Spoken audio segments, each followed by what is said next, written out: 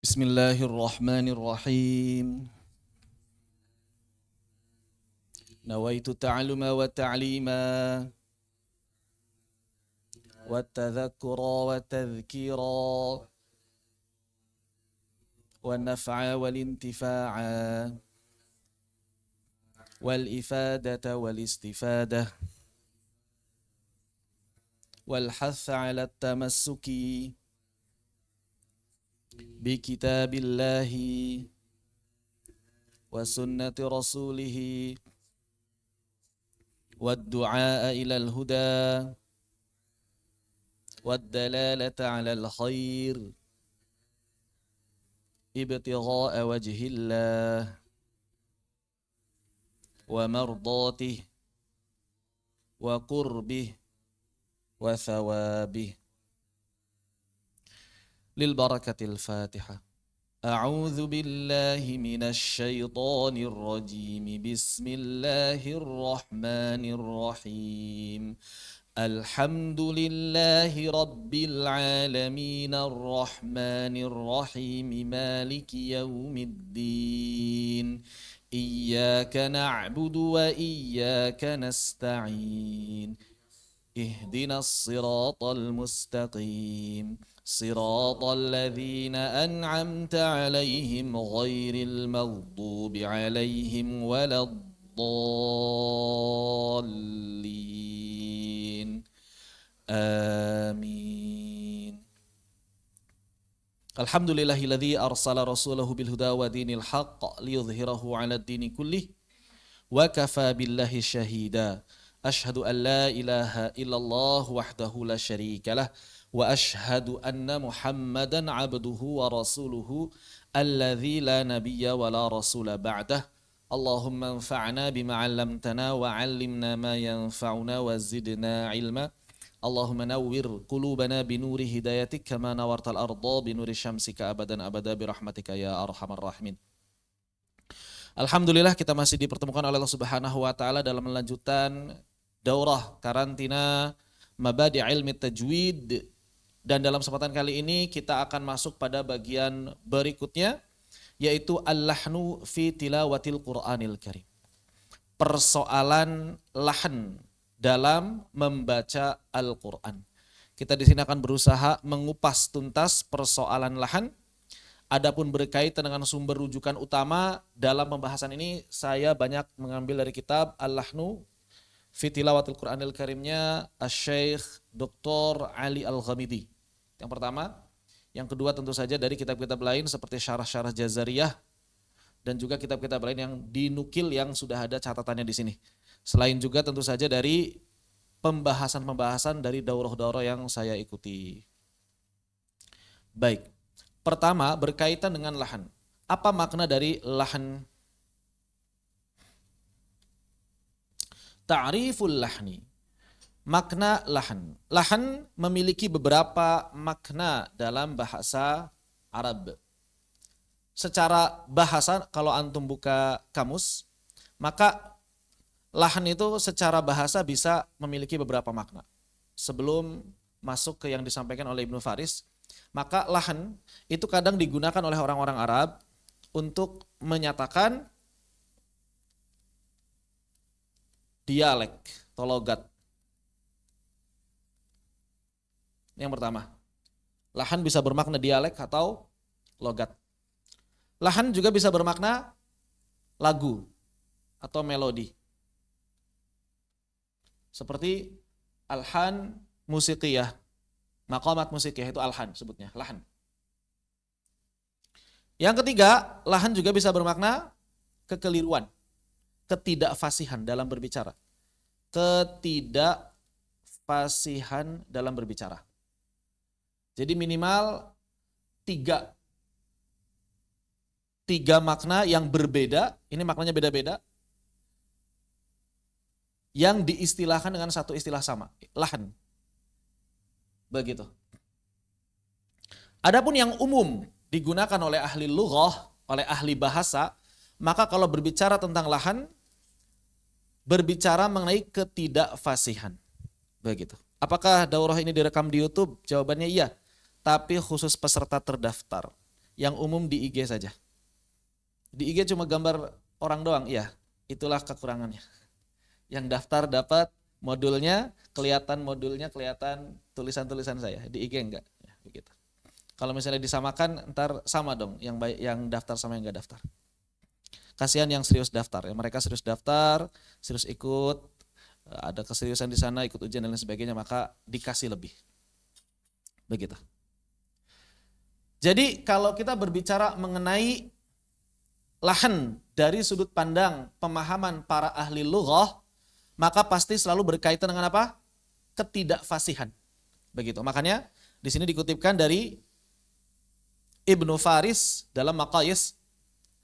Beliau mengatakan, fa'ammal lahnu, adapun yang dimaksud dengan lahan, bisukunil ha, dengan cara bacanya adalah mensukunkan huruf ha, maka maknanya fa'imalatul kalam. Maka maknanya adalah penyimpangan dalam berbicara. Penyimpangan dalam berbicara an jihatihis sahihah, dari tata cara yang benar. Fil arabiyah, berdasarkan kaidah-kaidah bahasa Arab. Yuqalu, disebut istilahnya lahana, yalhanu, lahnan. Lahana, yalhanu, lahnan. Begitu. Misalnya bagaimana? Misalnya ketika antum mengatakan hadhil kitab, ini lahan. Kenapa hadhil kitab lahan? Karena harusnya hadal kitab. Hadhil kitab lahan. Contohnya begitu. Atau misalnya ketika ada orang yang mengatakan asoti. Asoti. Tongkatku, harusnya asoi. Misalnya begitu. Asoya. Kan asoti. Misalnya begitu. Ya. Ini adalah bentuk lahan dalam berbahasa. Atau misalnya salah huruf. Atau misalnya orang-orang yang ngomong salah huruf. Seperti mengatakan khuliqat atau khuliqa, dibaca khuliqa. Maka ini beda artinya. Atau misalnya dalam tasydid, dalam mad dan sebagainya. Ini konteksnya secara umum sebetulnya dalam berbahasa. Dalam berbahasa. Begitu. Jadi aslinya istilah lahan itu kekeliruan dalam berbahasa. Begitu. Namun kemudian lahan juga dapat dimaknai sebagai kekeliruan dalam membaca Al-Quran. Kenapa? Karena lahan dalam bahasa pasti lahan dalam Al-Quran. Hanya saja kemudian para ulama qiraat dan tajwid membagi lahan menjadi dua. Ada lahan yang berkaitan dengan tata bahasa Arab yang tadi disebutkan. Ada lahan yang berkaitan dengan uraf tahsiniyah, berkaitan dengan kaidah-kaidah tajwid secara umum, berkaitan dengan kaidah-kaidah tajwid secara khusus, namun tidak berkaitan dengan tata bahasa. Sebagaimana disampaikan oleh Syekh Abdul Fattah Al-Marsafi dalam kitab Hidayatul Qari ila tajwidi kalabil bari, wal maqsudu bihi huna. Maka adapun kalau kita berbicara mengenai lahan menurut para ahli tajwid dan qiraat, maka artinya adalah al-khata' wal mailu anis shawab, yaitu kekeliruan dan penyimpangan dari tata cara yang benar fil qiraah dalam membaca Al-Quran. Jadi tergantung konteks dan siapa yang menggunakan istilah. Kalau yang menggunakan istilahnya ahli lughah, maka lahan selalu bermakna penyimpangan dalam berbahasa. Kalau yang menggunakannya adalah ahli tajwid atau ahli qiraat dalam ulumul Quran, maka lahan bermakna penyimpangan dalam membaca Al-Quran. Baik itu berhubungan dengan bahasa atau tidak. Baik berhubungan dengan i'rab, makna atau tidak. Begitu. Jadi, lahan sangat berkaitan erat dengan kefasihan lisan. Seseorang disebut fasih kalau tidak lahan. Seseorang disebut fasih kalau tidak lahan. Jadi bacaan yang fasih itu bacaan yang bagaimana? Bacaan yang terbebas dari lahan. Selama bacaan itu tidak fasih, maka berarti bacaan itu mengandung lahan. Selama bacaan mengandung lahan, maka berarti bacaan tersebut bukan bacaan yang fasih. Begitu. urgensi mempelajari lahan. Para salaf, maksudnya umat zaman dulu, kaum muslimin zaman dulu, para ulama zaman dulu, telah menampakkan kebencian terhadap lahan dan para pelakunya. Ini dalam berbahasa. Mereka memandang lahan dalam berbahasa itu aib. Jadi kalau ada orang ngomong salah lahan, itu aib. Begitu. Aib yang sangat besar zaman dulu. Misalnya disebutkan dalam Mu'jamul Udaba. Qala Nafi' Maula Ibnu Umar. Berkata Imam Nafi' Maula Ibnu Umar. Bukan Imam Nafi' ahli qiraat, ini Imam Nafi' ahli hadis dan fikih. Kana Ibnu Umar, bahwasanya dahulu Ibnu Umar, annahu beliau sungguh kana yadribu waladahu ala lahni. Jadi kalau ada anaknya ngomong lahan langsung dipukul. Karena aib. Ngomong kok lahan. Begitu. Ya.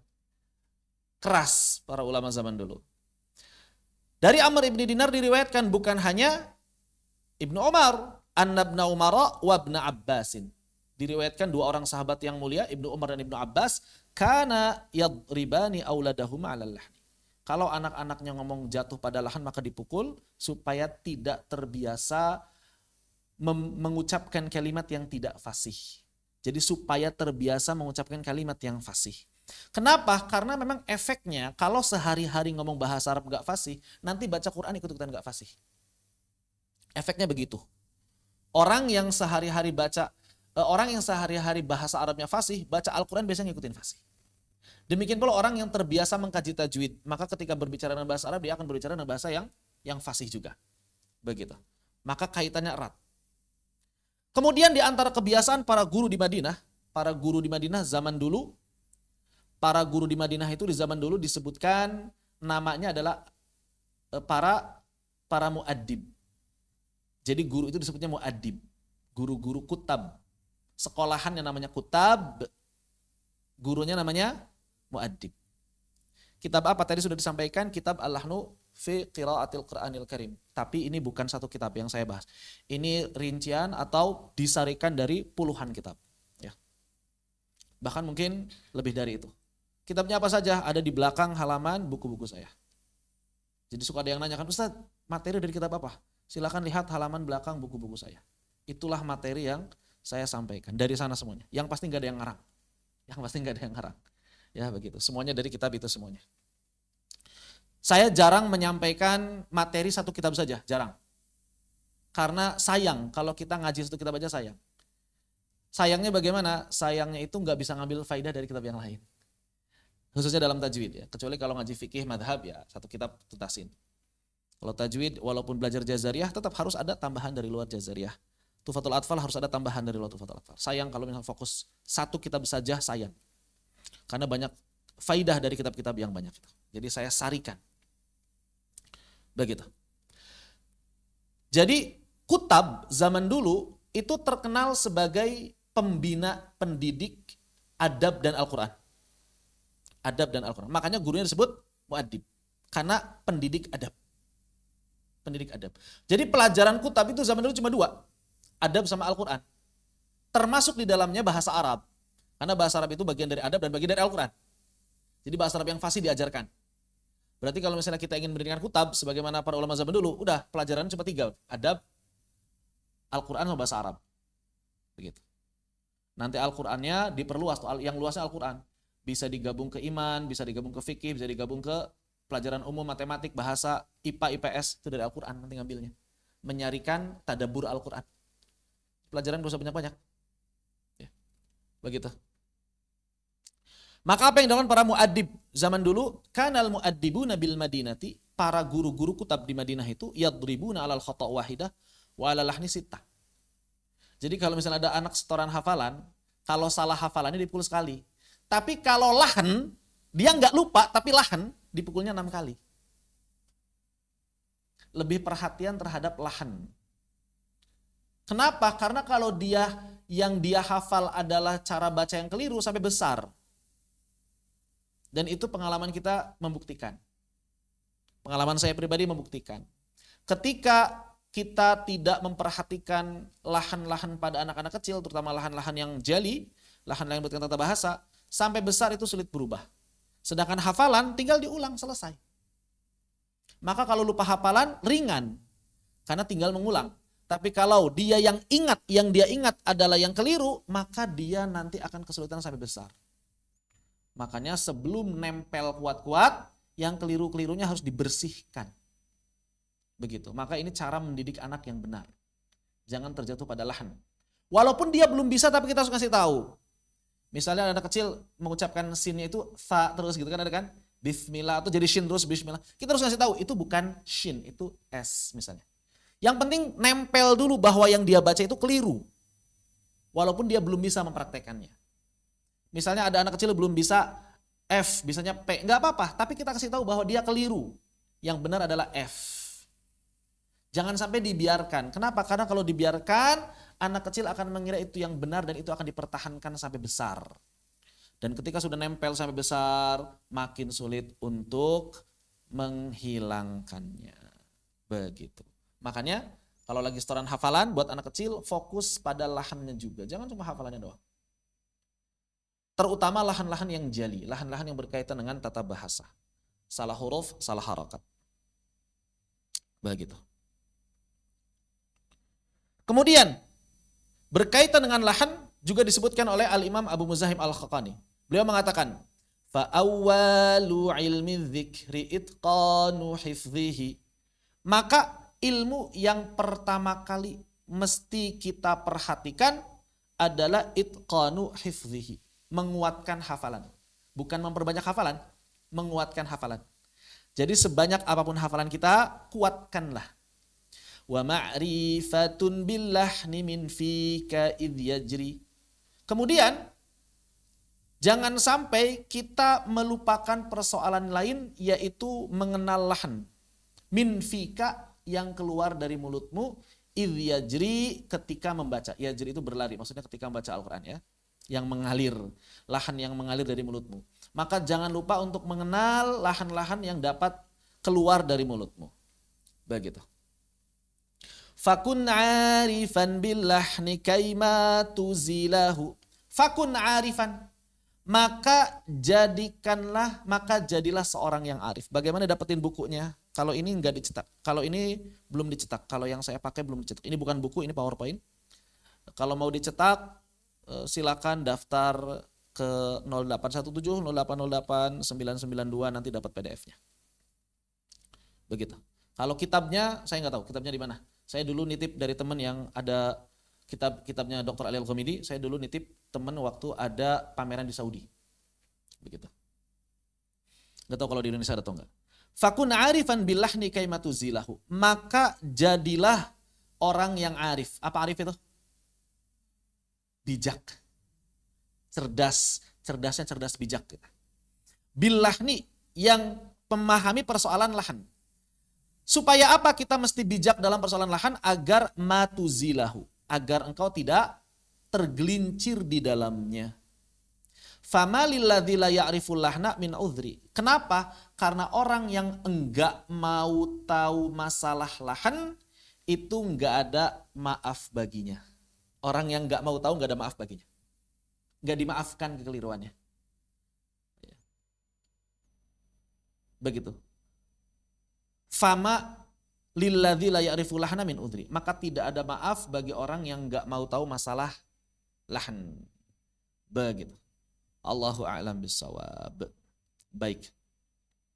Ini betapa pentingnya lahan dalam kehidupan kita. Para ulama telah menyebutkan pentingnya lahan. Para sahabat telah menyebutkan atau telah menampakkan bagaimana kemudian mereka sangat perhatian terhadap lahan. Dan kalau misalnya kita lebih detail, banyak kisah-kisah para salaf lain yang menunjukkan bahwa mereka itu sangat tidak suka dengan lahan.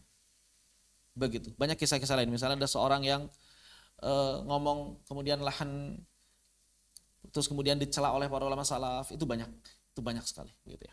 Atau misalnya sebagian salaf tidak suka imam lahan walaupun tidak merusak makna gitu. Makruh gitu ya, seperti itu.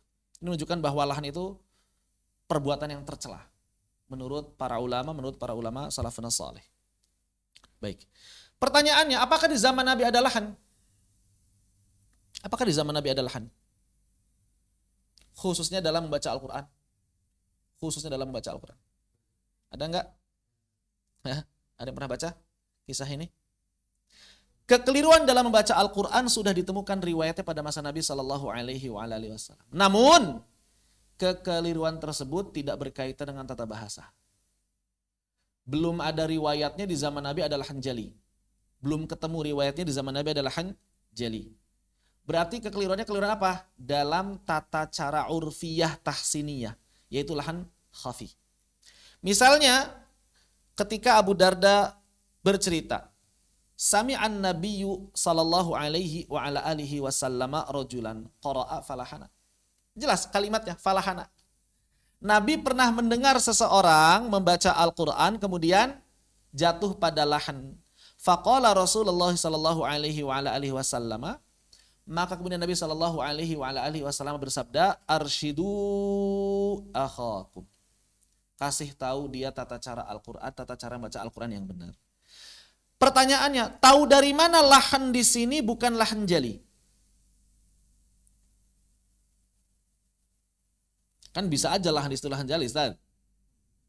Enggak disebutin kan lahan jali khafi, ya kan? Maka dari riwayat lain ada indikator lain. Ya. Lahan yang terjadi pada saat itu bukanlah lahan yang berkaitan dengan tata bahasa Arab. Apa buktinya? Dari riwayat Abu Dawud berikut. Nabi Shallallahu Alaihi Wasallam, ini cerita lengkapnya. Kharaja alaina Rasulullah Shallallahu Alaihi Wasallam. Nahnu naqra'ul Quran wa final a'rabiyyu wal a'jami. Maka kami pernah keluar bersama Nabi safar, di antara kami ada yang baca Al-Quran. Yang baca Al-Quran itu ada orang Arab, ada orang Ajam. Pedalaman dan Ajam. Faqala iqra'u, kata Nabi Shallallahu Alaihi Wasallam, baca terus. Fakullun hasanun, karena bacaan kalian semuanya bagus, hasan. Nah di sini, kullun hasan, semuanya baik. Artinya, kalau ada orang yang terjatuh pada lahan tapi masih dianggap baik, berarti lahannya bukan lahan jali, begitu. Karena Nabi SAW mengatakan kullun hasan, semuanya baik kok. Wa sayaji'u aqwamun yuqimunahu kama yuqamul qidah yata'ajjalunahu wa la yata'ajjaluna. Kenapa? Karena bacaan kalian itu secara niat jauh lebih baik daripada nanti ada orang-orang yang bacaannya bisa jadi lebih fasih daripada kalian, sebagaimana menegakkan anak panah yang ditarik. Tapi mereka yata'ajjaluna. Apa yata'ajjaluna? Tergesa-gesa dalam apa? Bukan. Nah, tuh. Memahami hadis enggak gitu ya? Tergesa-gesa dalam apa? Kan? Tergesa-gesa dalam apa? Tergesa-gesa dalam ingin mendapatkan balasan di dunia. Wala yata'ajjaluna, dan kurang berharap sama pahala di akhirat. Begitu. Jadi Nabi di sini mengatakan para sahabat walaupun jatuh pada lahan bacaannya tetap baik. Ada dua pelajaran. Pelajaran pertama apa? Menunjukkan bahwa lahannya bukan lahan jali. Kenapa? Karena kalau lahan jali nggak mungkin Nabi bilang bacaannya baik. Begitu ya. Yang kedua, kenapa disebut baik walaupun jatuh pada lahan khafi? Karena niatnya lebih mulia daripada sebagian orang yang nanti bisa jadi ada orang-orang setelah sahabat bacaannya lebih fasih tapi niatnya kurang ikhlas ketika membaca Al-Quran. Maka Nabi di sini memberikan tazkiyah, syahadah bahwa sahabat itu niatnya lebih murni ketika membaca Al-Quran dibandingkan generasi setelahnya. Begitu. Ini makna dari hadis tersebut sebagaimana dijelaskan oleh para ulama dalam syarah-syarah hadis.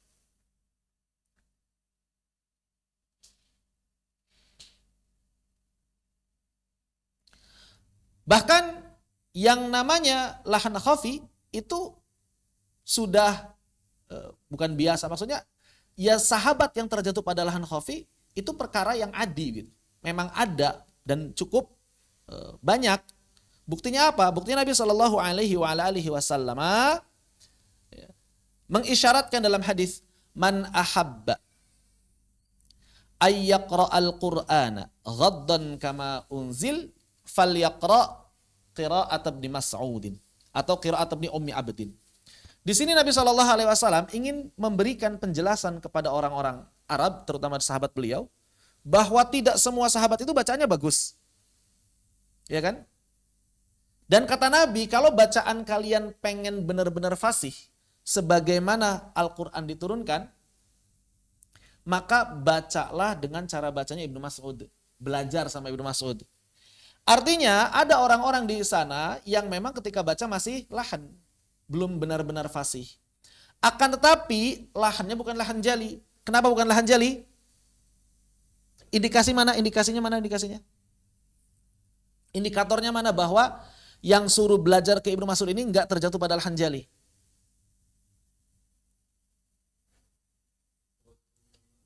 Hah? Kenapa? Kenapa ada kesimpulan bahwa yang suruh belajar ke Ibnu Mas'ud itu bukan orang-orang yang jatuh pada lahan jali? Karena perintah, karena redaksi perintahnya bersifat anjuran bukan kewajiban. Karena redaksi perintahnya bersifat anjuran. Man ahabba. Siapa yang cinta. Siapa yang senang. Begitu. Nabi nggak bilang kalian wajib belajar baca Al-Quran supaya benar, enggak. Nabi hanya bilang kalau kalian senang, kalau kalian cinta Al-Quran ini dibaca dengan lebih fasih, maka belajarlah sama Ibnu Mas'ud. Ini menunjukkan bahwa sebetulnya bacaan sahabat udah benar, sudah tidak ada lahan jali, tapi masih kurang sedikit fasih lagi dari beberapa sisinya. Makanya Nabi pakai kalimatnya man ahabba. Begitu. Ini indikasinya, indikatornya bahwa para sahabat yang disuruh belajar ke Ibnu Mas'ud itu bukan mereka yang terjatuh pada lahan jali, akan tetapi mereka yang sekadar kurang fasih saja. Begitu. Wallahu a'lam bishawab.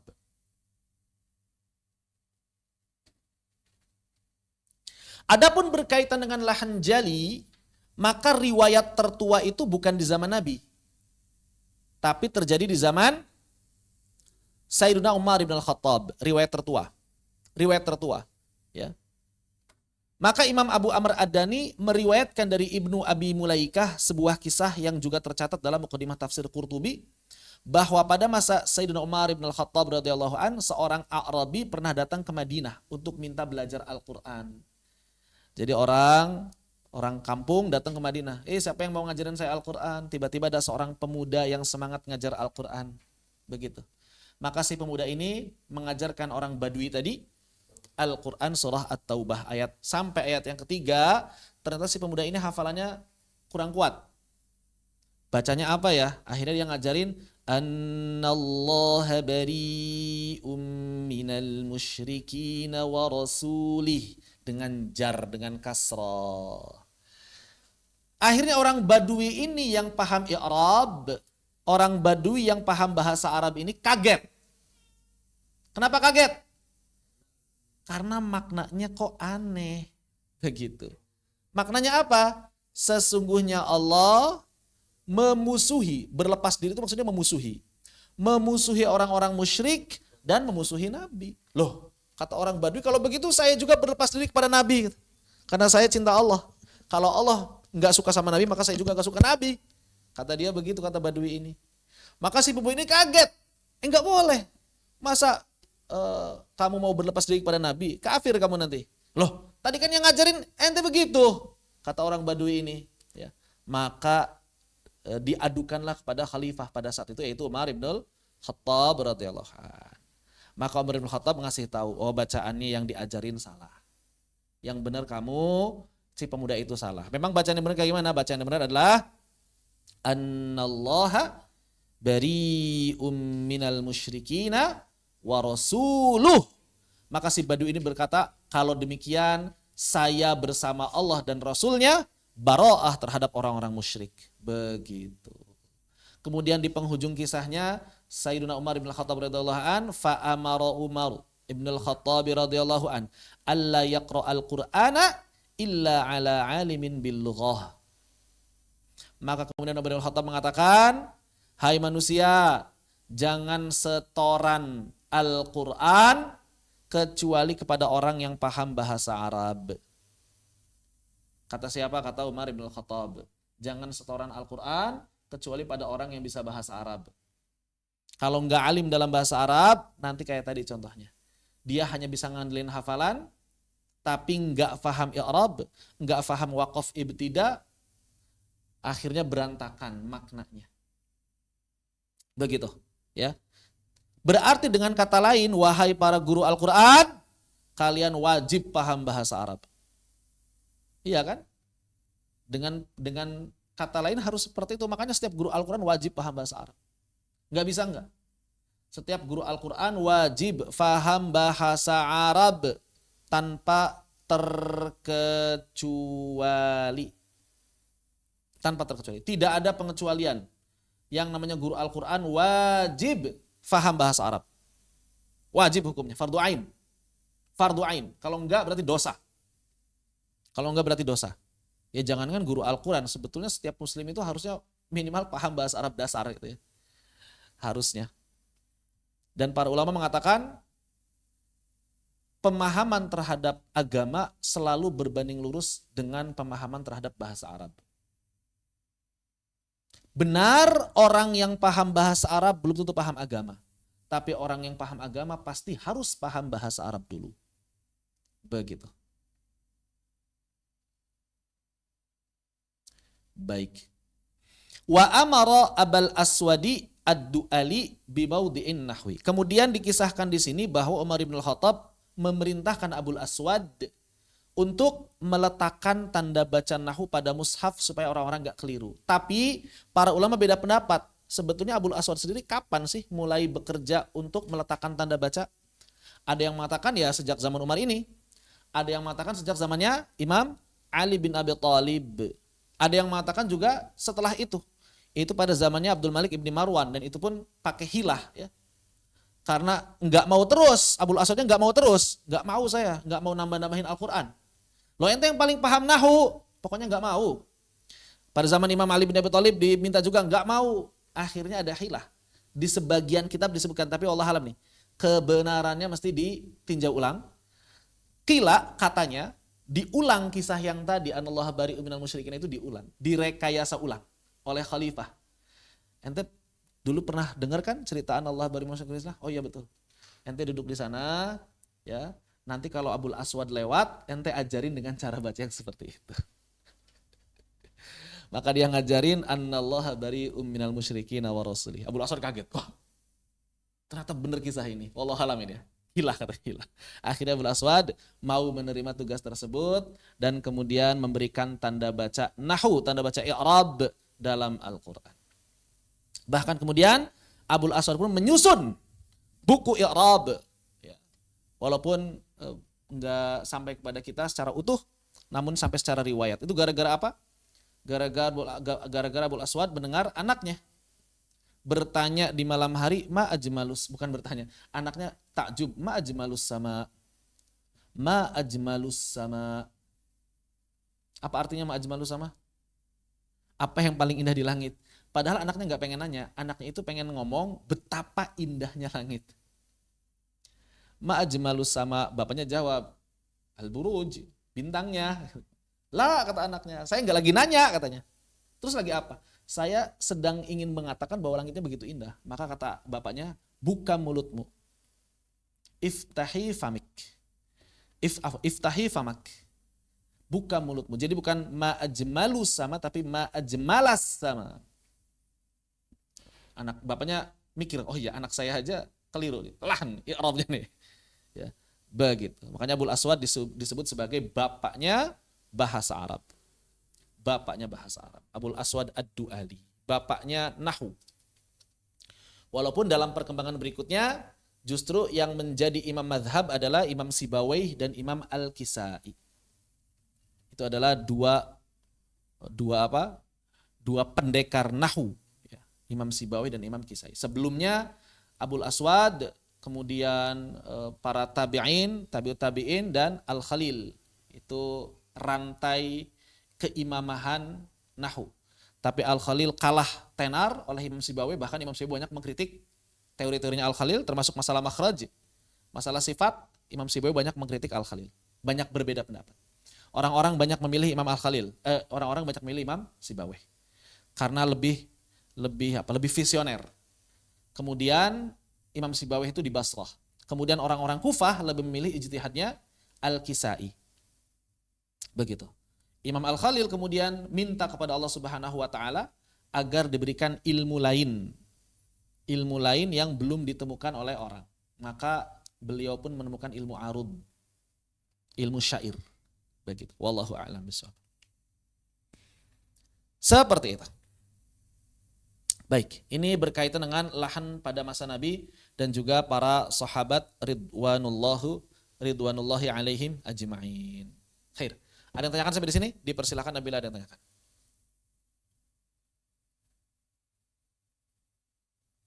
Kalau tidak ada kita lanjutkan. Bagian berikutnya, berarti kalau demikian lahan itu ada minimal ada 2 jenis. Iya, lahan itu terbagi pada 2 jenis. Maka misalnya sebagaimana perkataan dari Syekh Utsman bin Sulaiman Murad dalam kitab Salsabilus Syafi, beliau mengatakan wallahnu qismani jaliyun wa khafi kullun haramun ma' khilafin fil khafi. Maka lahan itu ada 2 jenis. Ada yang namanya lahan jali, ada yang namanya lahan khafi. Lahan dalam apa ini? Dalam membaca Al-Quran. Maka lahan dalam membaca Al-Quran ada 2 jenis. Ada yang namanya lahan jali, ada yang namanya lahan khafi. Kullun, semuanya haramun. Semuanya hukumnya haram. Ma'khilafin, tapi ada perbedaan pendapat fil khafi pada lahan khafi. Maksudnya bagaimana? Para ulama sepakat lahan jali itu haram, tapi para ulama beda pendapat apakah lahan khafi itu haram atau makruh. Begitu. Baik. Ammal jali, adapun yang disebut dengan lahan jali, fa khata'un fil mabna. Maka yang disebut dengan lahan jali adalah kekeliruan dalam mabna, dalam tata bahasa Arab. Mabna di sini bangunan katanya. Jadi kelirunya bangunan katanya. Apanya? Bisa hurufnya, bisa i'rabnya. Begitu. Perhatikan baik-baik di sini. Khallabihi aula yakhillul ma'na. Jadi lahan jali itu bisa merusak makna, bisa tidak merusak makna. Ini penting. Tidak setiap lahan jali itu merusak makna. Tapi lahan yang merusak makna pasti bagian dari lahan jali. Jadi tidak setiap lahan jali merusak makna. Lahan jali itu umumnya merusak makna. Tapi kadang ada juga yang tidak merusak makna. Namun dua-duanya mau yang merusak makna, mau yang tidak merusak makna, hukum dalam pandangan para ulama tajwid dan qiraat haram. Kalau apa haramnya? Kapan lahan jali haram? Bukan kalau merusak makna, bukan. Lahan jali haram yang pertama kalau sengaja. Yang kedua kalau lalai, tidak peduli. Begitu. Bukan begini, lahan jali kalau merusak makna haram, kalau tidak merusak makna tidak haram. Bukan. Lahan jali hukumnya haram apabila sengaja atau gara-gara dilalaikan. Mau merusak makna, mau tidak merusak makna. Kalau tidak sengaja, baru dimaafkan. Kalau tidak lalai, sudah belajar, sudah dapat guru, tapi lidahnya masih berat, itu pun dimaafkan. Begitu ya, rinciannya harus dipahami dengan tepat. Jangan sampai keliru. Jadi lahan jali itu hukumnya haram apabila sengaja atau karena disebabkan kelalaian tidak mau belajar. Baik merusak makna ataupun tidak. Jadi bukan begini, lahan jali haram kalau merusak makna, lahan jali tidak haram kalau tidak merusak makna. Bukan begitu, pembagian hukumnya bukan begitu. Lahan jali mau merusak makna tidak merusak makna haram selama sengaja atau gara-gara lalai, gara-gara dia tidak peduli. Demikian. Jali, kenapa disebut jali? Lahan jali disebut lahan jali karena berasal dari kata terang atau jelas. Jadi lahan yang jelas kelihatan oleh orang-orang Arab. Lahan jali itu lahan yang jelas kelihatan oleh orang-orang Arab walaupun mereka belum pernah belajar tajwid ataupun qiraat. Kenapa kok jelas terang kelihatan oleh orang-orang Arab? Karena lahannya berkaitan dengan i'rab, tata bahasa.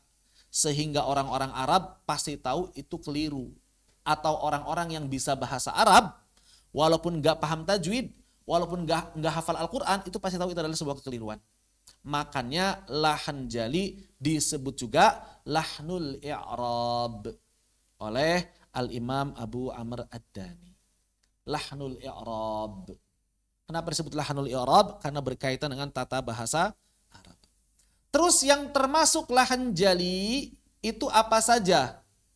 Maka lahan jali hanya terdapat pada 4 poin, tidak ada yang lain. 4 poin aja lahan jali itu.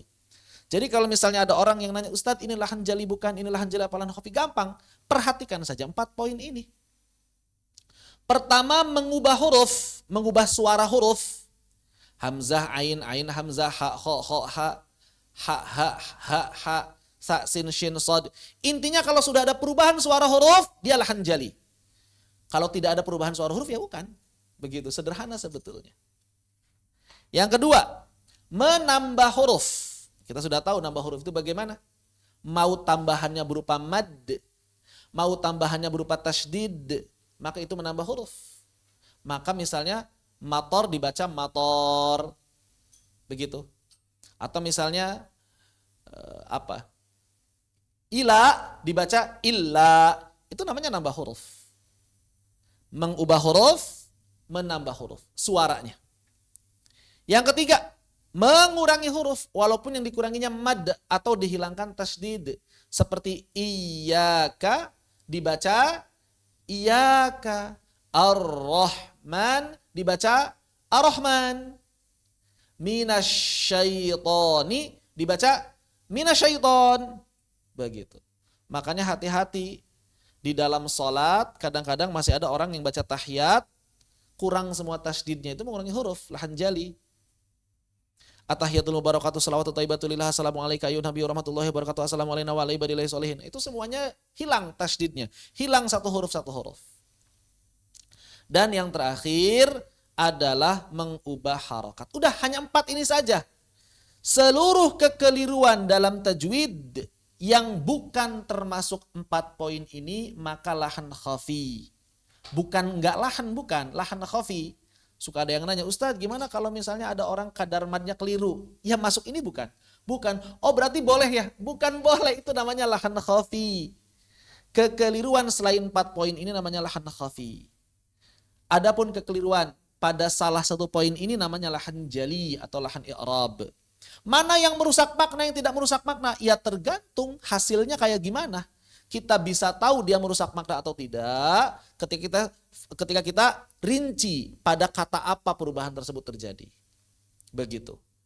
Jadi nggak bisa langsung kita tentukan. Kalau mengubah huruf pasti merusak makna, belum tentu. Kalau menambah huruf pasti merusak makna, belum tentu juga. Kalau mengurangi huruf pasti merusak makna, belum tentu juga.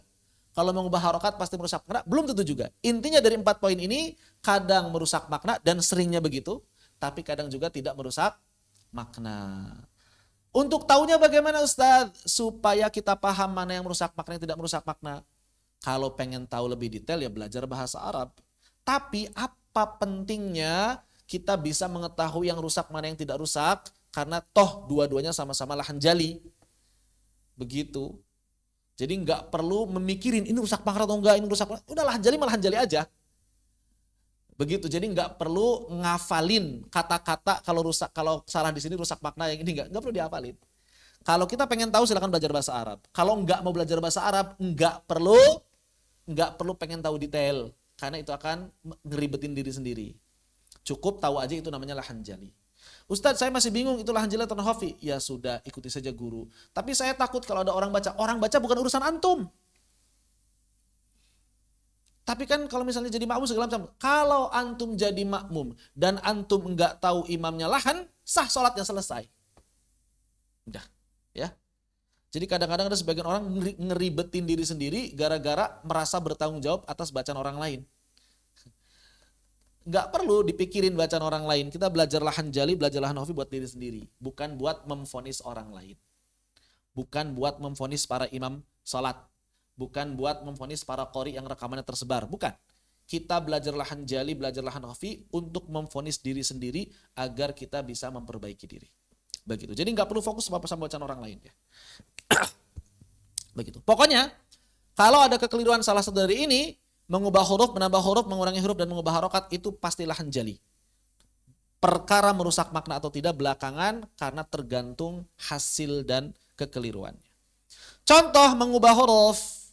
Di sini mengubah huruf misalnya alhamdu ke alhamdu. Ini merusak makna.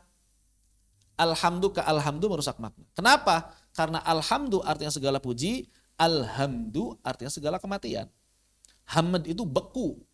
Ya, hamad itu beku atau padam. Hamad itu beku atau padam atau mati. Begitu. Makanya alhamdu jangan dibaca alhamdu. Sama maknanya dengan alhamdu. Hamad juga artinya kematian. Alhamdulillah. Ada lagi yang baca alkamdu. Alkamdu itu artinya kemuraman, kesedihan. Hamad, sedih. Segala kesedihan. Alam, semesta alam. Tapi kalau alam, pedih. Rasa pedih. Alam itu rasa pedih. Begitu, maka hati-hati. Kadang-kadang merusak makna, kadang-kadang tidak merusak makna. Yang mengubah huruf di sini contohnya yang merusak makna. Dan di Al-Fatihah karena sering terjadi. Contoh lain, yang menambah dan mengurangi huruf. Contoh yang mengurangi huruf. Iyyaka na'budu wa iyyaka nasta'in. Di sini ya-nya bertasydid, maka artinya huruf ya-nya ada dua. Iyyaka, maka tasydid jangan buru-buru. Saya sering bilang, setiap mengucapkan tasydid jangan tergesa-gesa. Bismillahirrahmanirrahim. Tahan. Bismillahirrahmanirrahim. Iyyaka na'budu wa iyyaka nasta'in. Tahan setiap huruf bertasydid. Kenapa? Khusus dalam kasus iyyaka, kalau tasydidnya hilang maknanya berubah drastis. Yang aslinya bermakna iyyaka, hanya kepadamu ya Allah. Iyyaka, hanya kepadamu ya Allah. Iyyaka itu artinya hanya kepadamu ya Allah. Na'budu, kami beribadah, kami menyembah. Wa iyyaka, dan hanya kepadamu ya Allah. Nasta'in, kami memohon pertolongan. Kalau kita hilangkan ya-nya menjadi iyyaka, maka iya itu artinya dhau'us syamsi 'inda ghurubiha. Cahaya matahari ketika terbenam. Iya artinya cahaya matahari ketika terbenam. Berarti kalau misalnya kita bacanya iyyaka na'budu, kepada sunsetmu ya Allah kami beribadah. Iyyaka nasta'in berarti artinya apa? Kepada sunsetmu kami meminta pertolongan. Ini adalah jelas ikrar dari kekufuran. Ikrar kekufuran wal a'yadzu billah. Makanya hati-hati.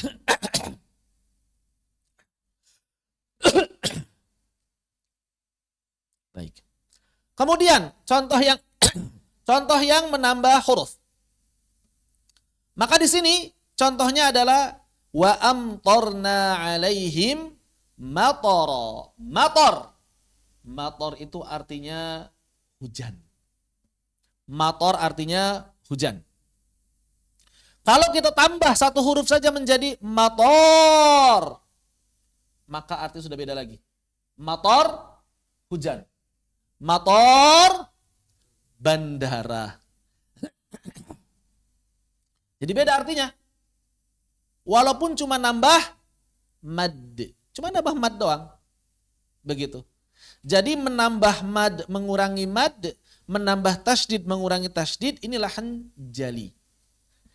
Ya. Lain halnya kalau kadar madnya keliru. Kadar madnya keliru. Yang mesti 2 misalnya dibaca 3, dibaca 4, dibaca 5, dibaca 6. Tapi madnya tidak hilang. Maka keliru dalam durasi itu bukanlah jali. Demikian pula kadar madnya 6, dibaca 2. Ini bukanlah jali. Tapi kalau madnya hilang dari satu harokat menjadi lebih dari satu harokat, atau dari mad menjadi satu harokat, maka itu namanya lahan jali, termasuk lahan jali. Begitu. Wallahu a'lam bissawab. Jadi bedakan. Syukur, jazakallahu khairan.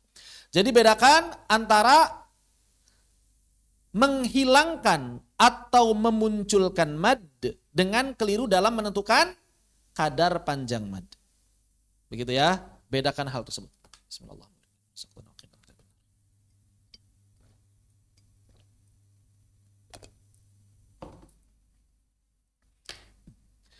Bagian terakhir dalam lahan jali adalah mengubah harakat.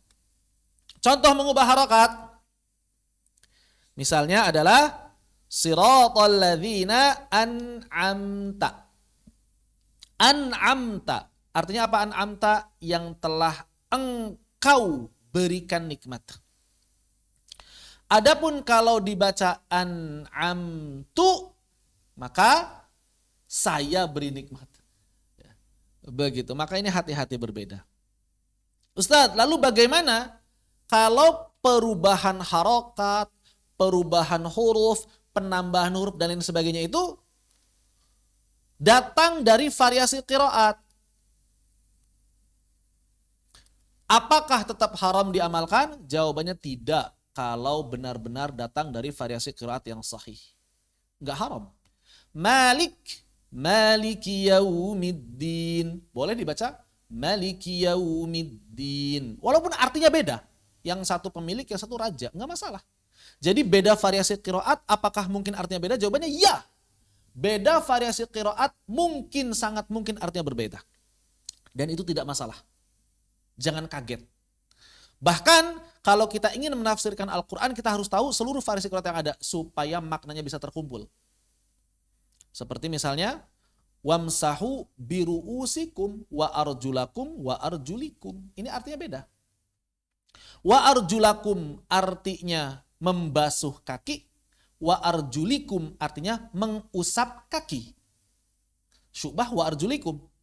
Terus maknanya apa? Yang satu membasuh, yang satu mengusap. Maka para ulama ahlus sunnah mengatakan dibasuh saat tidak pakai khuf, diusap saat pakai khuf. Jadi tahu hukumnya. Kalau mengandalkan satu qiraat saja, nggak tahu hukum mengusap pakai khuf. Nah begitu, ya. Seperti itu. Jadi cara baca yang berbeda, variasi qiraat yang berbeda, memang kadang beda makna, tapi nggak masalah. Justru itu saling menguatkan dalam tafsir nantinya. Begitu. Allahu a'lam bissawab. Khair. Ini berkaitan dengan pembagian dua jenis lahan dan kita masuk ke contoh-contoh lahan jali tadi. Apakah ada yang tanyakan? Dipersilakan.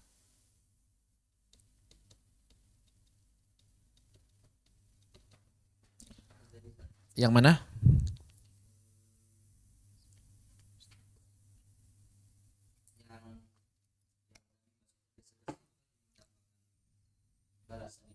Ya. Maksudnya adalah dia menggunakan bacaan Al-Qur'annya untuk mendapatkan keuntungan dunia. Baik itu berupa uang, kedudukan, jabatan, kalau zaman sekarang subscriber, dapat endorse, followers, dan lain sebagainya. Itu makna dari yata'ajjalun. Gitu ya.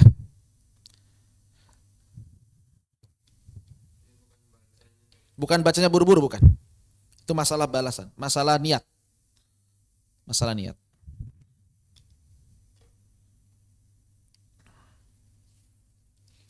Karena bacaan mereka fasih banget, nggak mungkin buru-buru. Bacaan mereka itu tegak seperti tegaknya anak panah. Anak panah ditarik, tegak banget, itulah bacaan mereka. Saking lurusnya, saking istiqomahnya bacaan mereka. Tapi mereka tergesa-gesa. Tergesa-gesa dalam apa? Dalam mengharapkan balasan duniawi.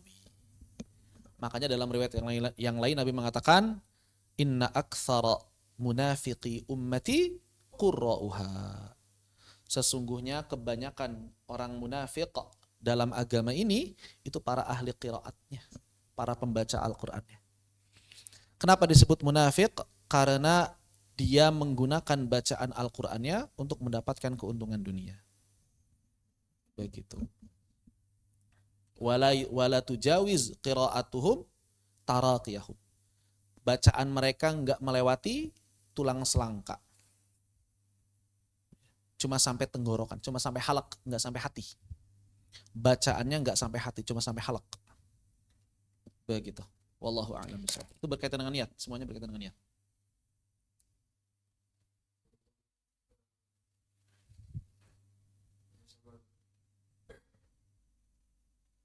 Kalau kita punya hafalan terus lomba gitu. Apakah ikut lomba hafalan diperbolehkan? Para ulama membolehkan selama bukan jadi tujuan utama. Itu enggak masalah. Cuma memang sebagian kecil ulama melarang. Sebagian kecil ulama melarang. Ya khawatirnya tadi. Khawatirnya termasuk orang yang tergesa-gesa dalam meminta balasan. Tapi kalau misalnya kebanyakan ulama menilai boleh lomba yang berhubungan Al-Quran diperbolehkan. Apa alasannya? Alasannya untuk memberikan tasji', motivasi agar orang-orang itu bisa berlomba-lomba dalam kebaikan. Begitu. Wallahu a'lam bishawab. Demikian.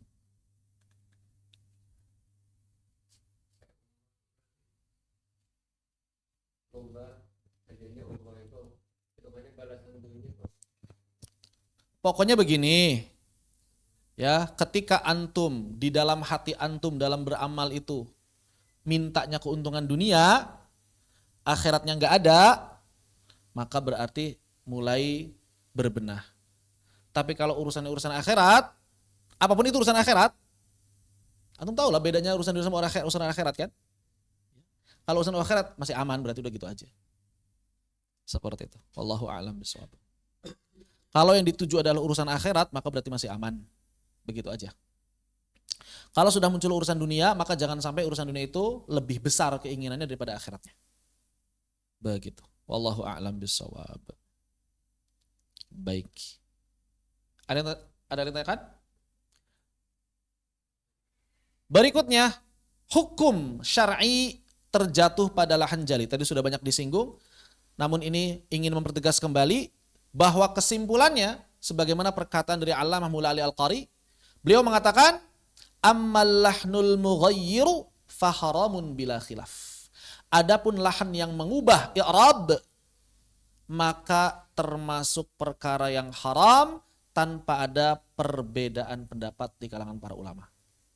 Dengan syarat apa? Sengaja atau lalai.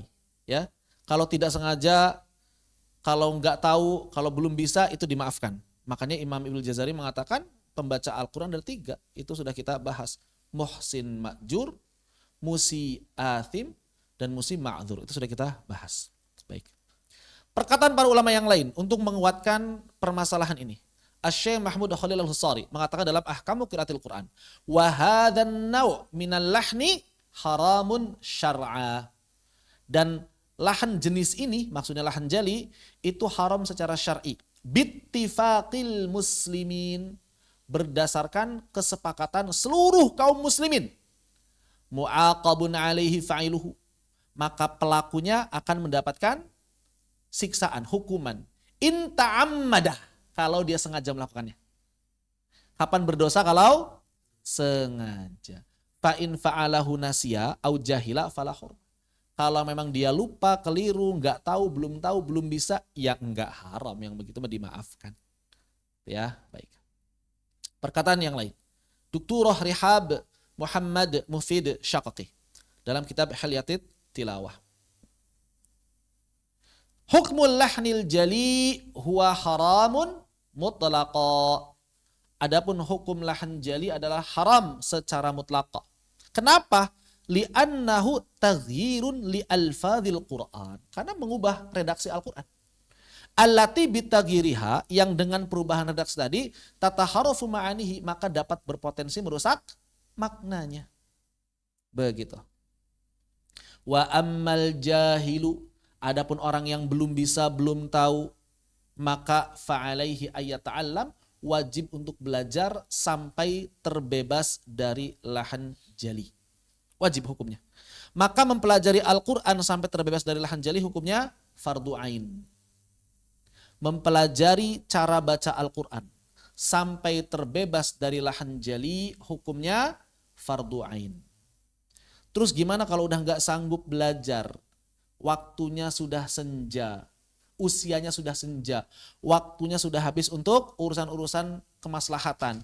Wa amma ma la yastati'u. Adapun orang yang enggak benar-benar enggak bisa, au la yaqwa 'ala ta'allum, atau udah enggak sanggup lagi belajar lama-lama. Hidupnya ngurusin 300 juta masyarakat Indonesia misalnya. Maka enggak sempat lagi ikut taklim lama-lama. Begitu. Tapi jangan sampai ngakunya ngurusin 300 juta masyarakat Indonesia, enggak ikut taklim tapi masih bisa nonton sepak bola 2 jam. Kan aneh.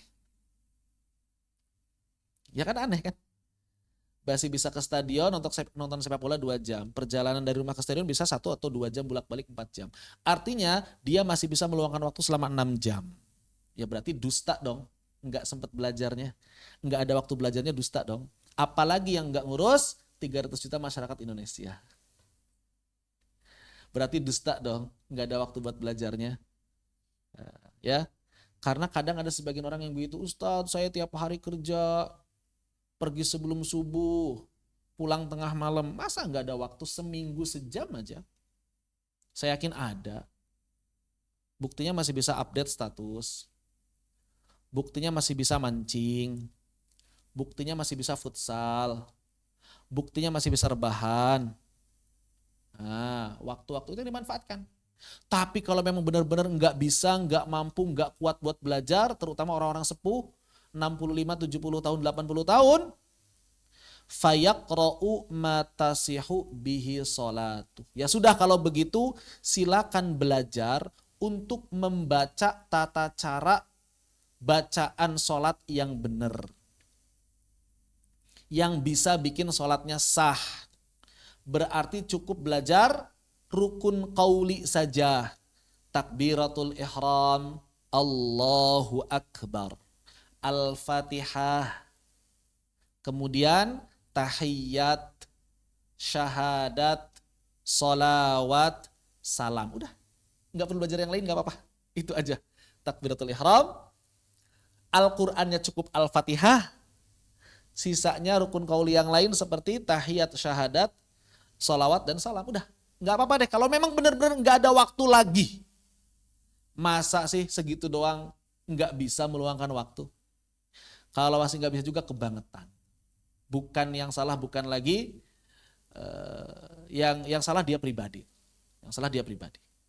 Kenapa? Banyak orang beranggapan, Ustadz saya kan yang namanya kerja juga beribadah. Iya, tapi ada ibadah yang lebih penting daripada kerja sebelum itu. Apa? Sholat.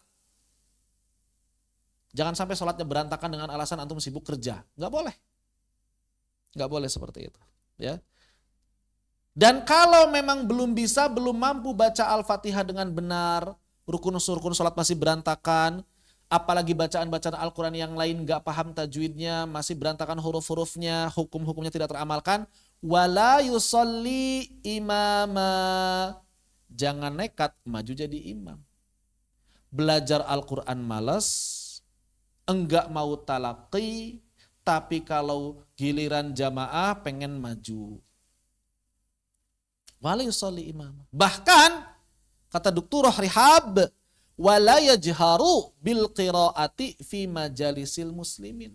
Jangan sengaja mengeraskan bacaan Al-Qur'annya di hadapan kaum muslimin, di majlis-majlisnya kaum muslimin. Bukan malah sengaja streaming live baca Al-Qur'an dengan bacaan yang berantakan. Bukan malah sengaja upload bacaan Al-Qur'an yang masih amburadulnya. Gak boleh. Nggak boleh, gitu ya. Apalagi sekadar untuk ngendorse supaya dapat banyak followers. Na'udzubillah. Yang digambarkan Nabi tadi itu orang-orang yang fasih bacaannya, dan mereka dicela gara-gara niatnya jelek. Lah ini yang amburadul bacaannya niatnya jelek, apa yang mau dibanggakan?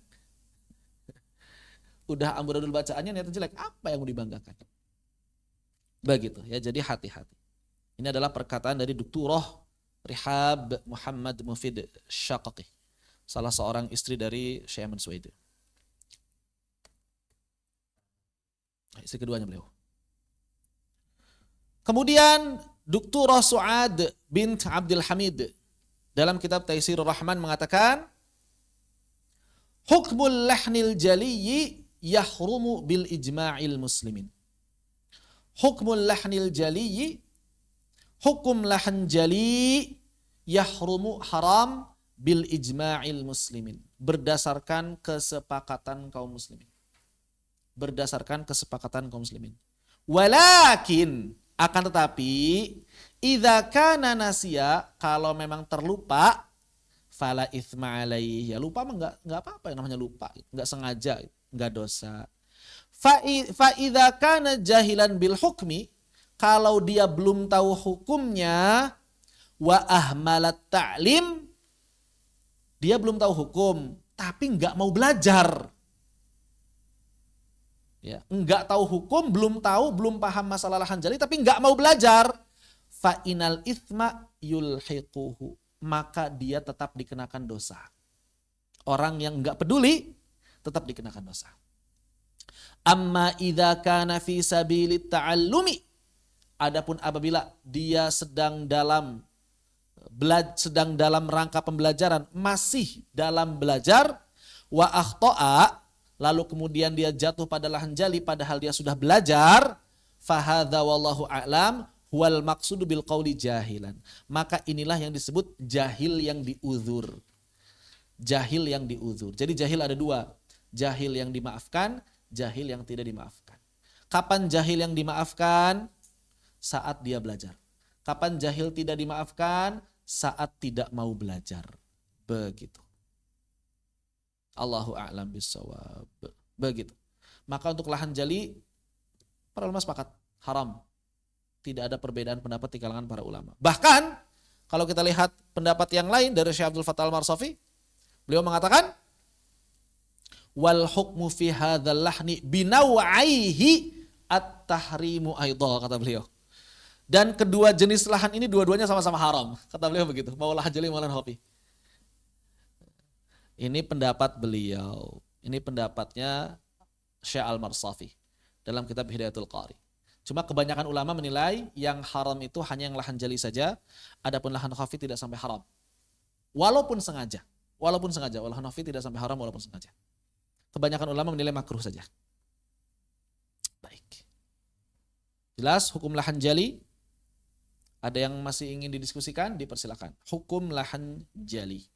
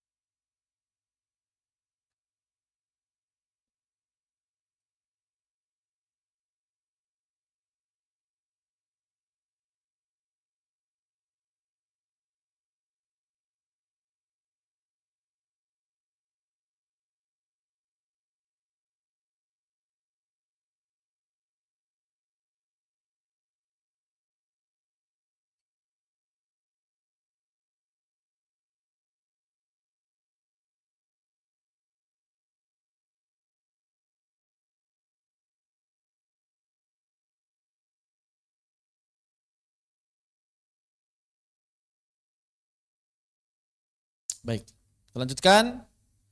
Kenapa kemudian lahan jali ini sangat penting untuk kita perhatikan agar kita tidak terjatuh padanya? Selain yang tadi telah disebutkan, juga tadi telah disinggung, ada kaitannya dengan keabsahan salat. Maka di sini ada lahan jali yang sangat mempengaruhi keabsahan salat kita. Misalnya saya kutipkan di sini perkataan dari Imamul Madhab Muhammad ibn Idris Asy-Syafi'i radhiyallahu anhu dalam kitab Al-Um. Beliau mengatakan, wa in lahana, dan apabila seseorang terjatuh pada lahan fi ummil Qur'ani, pada surah Al-Fatihah, lihanan yuhilu makna syai'in minha, sebuah lahan yang dapat merusak makna walaupun hanya sebagiannya. Perhatikan, lahan apa yang dapat mempengaruhi keabsahan salat? Lahan yang merusak makna, atau lebih tepatnya lahan jali yang merusak makna. Berarti kalau lahan jali tidak merusak makna, rusak nggak sholatnya? Enggak. Tapi tetap haram. Haram tapi sholatnya sah. Dia melakukan keharaman, tapi sholatnya nggak batal. Kapan batal? Kalau lahan jalinya merusak makna. Maka beliau mengatakan, lam aro sholatahu mujzi'atan anhu. Kalau ada orang terjatuh pada lahan jali yang merusak makna, lam aro, aku tidak menilai sholatahu mujzi'atan anhu. Aku tidak menilai sholatnya sah. Apa bahasanya dibalik? Aku menilai sholatnya tidak sah. Aku tidak menilai sholatnya sah. Aku tidak berpendapat sholatnya sah. Berarti sholatnya tidak sah. Dan kata Imam Syafi'i, wala amman khalfahu, juga tidak dengan orang sholat yang di belakangnya. Makmumnya pun gak sah. Kata Imam Syafi'i, bukan kata saya. Wa in lahana fi ghairiha karihtuhu. Kalau lahan jalinya merusak makna pada selain Al-Fatihah, karihtuhu, dan bahasa kariha menurut Imam Syafi'i biasanya cenderung ke haram. Kalau lahan jalinya merusak maknanya di luar Al-Fatihah, ya haram. Walam aro alaihi iadah, tapi dia nggak perlu ngulang sholat. Berarti sholatnya sah. Ya, sholatnya sah. Kenapa? Li'annahu law taraka qira'ata ghairi umil qur'ani wa atabi umil qur'an rojatu an tujzi'ahu sholatu. Kenapa? Jangankan sekadar keliru. Kalaupun dia enggak baca sama sekali dan cukup baca Al-Fatihah saja, maka mudah-mudahan sholatnya sah, kata Imam Syafi'i. Wa idza ajza'athu ajza'at man khalfahu. Maka kalau dia sholatnya sah, makmumnya pun sah, insyaallah ta'ala. Wa in kana lahnu fi umil Qur'an wa ghairiha la yuhilul makna. Kalau kekeliruannya lahannya pada Al-Fatihah ataupun selain Al-Fatihah, tapi enggak sampai merusak makna, ajza'at sholatuhu. Tapi sholatnya tetap sah. Wa akrahu ayyakuna imama. Tapi aku mengharamkan dia jadi imam. Kalau ada orang lahan jali enggak merusak makna, sholatnya sah tapi haram jadi imam. Minimal makruh. Kalau kita menerjemahkan akrah di sini makruh. Cuma biasanya Imam Syafi'i mengatakan karih itu haram. Begitu. Maknanya haram. Kenapa ulama zaman dulu mengistilahkannya enggak haram aja?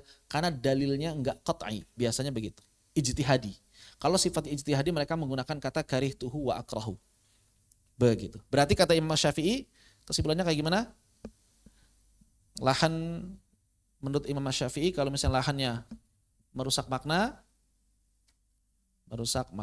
ya, dan tidak merusak makna.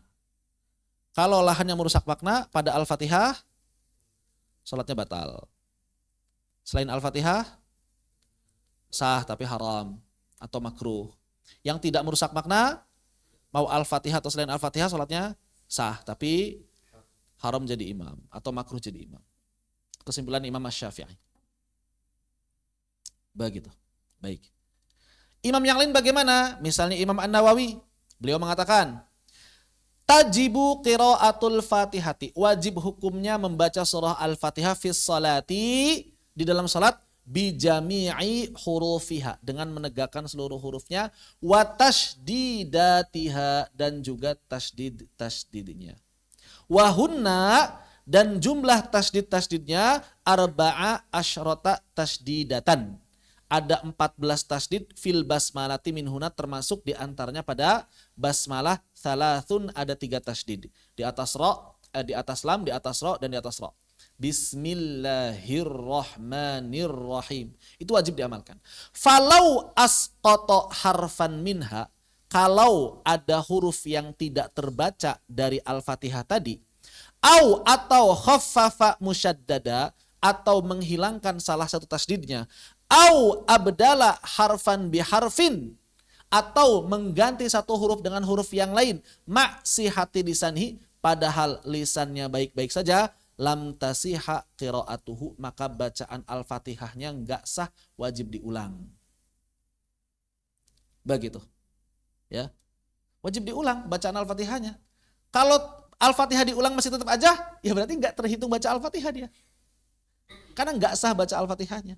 Orang yang nggak baca Al-Fatihah dalam salat, nggak sah salatnya. Begitu. Walau abdala ad-dada bidh-dha'i fa fi sihhati qiraatihi wa salatihi wajhan. Terus gimana kalau perubahannya itu dhad menjadi dha? Maka di sini ada dua pendapat dalam mazhab, asahuhuma, pendapat yang paling kuat la tasih tidak sah. Pendapat yang kedua sah. Siapa di antara mazhab Syafi'i yang mengatakan sah? Ibnu Katsir. Mengatakan dhad dengan dha itu perubahan yang masih membuat sah. Ingat, hanya huruf dhad dan hanya menjadi dha. Orang Indonesia dhadnya nggak bisa, dha-nya pun nggak bisa. Dhad itu berubahnya jadi dal orang Indonesia ya. Ini nggak masuk dalam hukum fikih. Yang dimaafkan dalam fikih, dhad berubah menjadi dha. Begitu. Kenapa? Karena kesamaan seluruh sifatnya. Sifatnya semua, kecuali istitalah. Baik. Imam An-Nawawi juga mengatakan dalam Al-Majmu', idza lahana,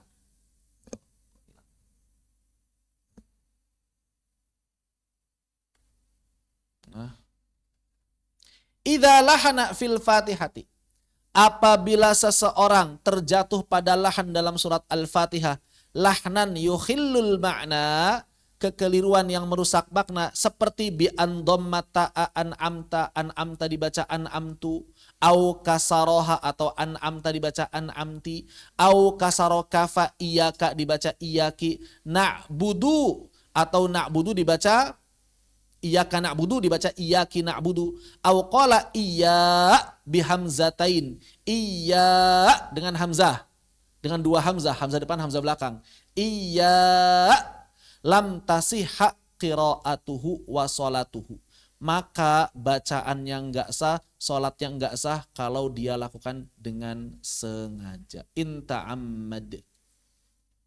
Wa tajibu, dan wajib hukumnya i'adatul qiraati, wajib hukumnya untuk mengulang bacaannya, ilam yata'ammad. Kalau enggak sengaja dia wajib ngulang, kalau enggak ngulang ya sama aja. Begitu. Wa illam yukhillal makna, tapi kalau lahan jalinya tidak sampai merusak makna, kafat hidali na'budu, seperti na'budu dibaca na'buda. Wa nuni nasta'inu, nasta'inu dibaca nasta'ina. Wa sodi siroto, siroto dibaca soroto. Wa nahwi dzalika, dan semisalnya, lam tabtul sholatuh, enggak batal sholatnya, wala qiraatuh, juga enggak perlu ngulang bacaannya, walakinnahu makruhun, tapi makruh terjatuh pada lahan jali yang tidak merusak makna, wa yahrumu ta'ammuduhu, dan kalau sengaja hukumnya haram. Berarti terjatuh pada lahan jali dalam Al-Fatihah hukumnya terbagi menjadi dua. Kalau merusak makna, batal bacaannya, batal sholatnya. Kalau tidak merusak makna, haram, tapi sholatnya nggak batal. Adapun kalau tidak sengaja, wajib diulang. Bacaannya wajib diulang. Begitu ya. Ini saya sering ujian ini, ujian PG kan. Apa hukumnya seseorang yang terjatuh pada lahan jali namun tidak merusak makna dalam sholat? Itu banyak yang jawabannya batal sholatnya, padahal tidak. Haram tapi sholatnya tidak batal. Begitu. Walau ta'ammadahu lam tabtul qiraatuhu wala sholatuhu, hadza huwa shahih. Bahkan kalau dia terjatuh pada lahan jali yang tidak merusak makna, kalaupun dilakukan dengan sengaja, itu sholatnya nggak batal, cuma haram. Begitu ya. Sholatnya nggak batal tapi tetap haram. Jadi ada keharaman yang merusak sholat, ada keharaman yang tidak merusak sholat. Kapan keharaman merusak sholat? Misalnya saat jatuh pada lahan jali yang merusak makna. Ini sudah haram, merusak sholat. Tapi kalau lahan jalinya tidak merusak makna, maka haram tapi tidak merusak sholat. Begitu. Ini literatur mazhab Asy-Syafi'i. Imam Syafi'inya sudah, Imam Nawawinya sudah. Mazhab lain gimana, Zat? Misalnya Hambali, kita ambil perwakilan Ibnu Qudamah. Beliau mengatakan dalam Al-Mughni, yalzamuhu ayyatiya biqiraatil Fatihati murattabatan musyaddadah. Wajib bagi setiap orang untuk membaca surah Al-Fatihah secara tertib berurutan dan juga menunaikan tasdidnya. Ghairu malhunin fiha lahnan yuhilul makna. Tidak boleh terjatuh pada lahan yang dapat merusak makna, begitu. Fa in taraka tartibaha, dan kalau ada orang yang meninggalkan urutannya, au syaddatan minha, atau salah satu tasdidnya dihilangkan, au lahana lahnan yuhilul makna, atau pokoknya berbagai macam jenis lahan yang pasti merusak makna, mithlu ayak siro kafa iyaka, seperti misalnya membaca iyaka menjadi iyaki, au yadumma an'amta atau an'amta jadi an'amtu, au yaftaha alifal wasli fi ihdina, ihdina jadi ahdina, lam ya'tadda biqiraatihi, maka bacaannya enggak terhitung, batal bacaannya, illa ayakuna ajizan, kecuali kalau dia memang orang yang tidak mampu, sudah belajar tapi enggak bisa, an ghairi hadza, yang memang enggak bisa untuk mengamalkan semua ini, maka dimaafkan. Tapi orang yang lisannya sehat, orang yang masih mampu belajar, maka tidak dimaafkan. Makanya para ulama mengatakan, kalau misalnya ada orang masuk Islam, ya, kemudian dia ini ketika masuk Islam sampai waktu sholat, apa yang harus dilakukan? Belajar fikih sholat dulu, belajar Al-Fatihah dulu. Jangan sholat zuhur dulu. Sampai kapan? Sampai waktu sholat zuhurnya mau habis. Kalau waktu sholat zuhur mau habis dia masih belum bisa baca Al-Fatihah, baru dia sholat dengan kemampuan seadanya tadi. Setelah itu apa? Belajar Al-Fatihah lagi sampai waktu asar mau habis. Harusnya begitu, harusnya. Idealnya begitu. Idealnya begitu. Mau mu'alaf, mau orang yang baru hijrah, sama aja. Idealnya begitu. Jadi bukan sholat dulu, tapi belajar dulu. Kenapa? Al-ilmu qablal qawli wal amal. Karena ilmu sebelum berbicara dan beramal. Begitu. Ya, seperti itu. Demikian. Jadi kalau kekeliruannya merusak makna, maka batal sholatnya. Kalau sudah batal sholatnya, makmumnya bagaimana? Ya memisahkan diri dari imam. Tapi kalau kekeliruannya tidak merusak makna, tidak batal sholatnya. Sehingga kalaupun makmum terus sholat bersama imam, tidak apa-apa. Cuma ada kemakruhan memang menurut sebagian ulama. Begitu. Baik. Perwakilan yang lain dari Syekhul Islam Ibnu Taimiyah, masih Hambali. Beliau mengatakan, wa amma man la yuqimu qiraatal Fatihati fala yusalli khalfah. Nah, kata Imam Ibnu Taimiyah, maka kalau ada orang yang belum bisa baca Al-Fatihah dengan benar, antum jangan sholat di belakangnya.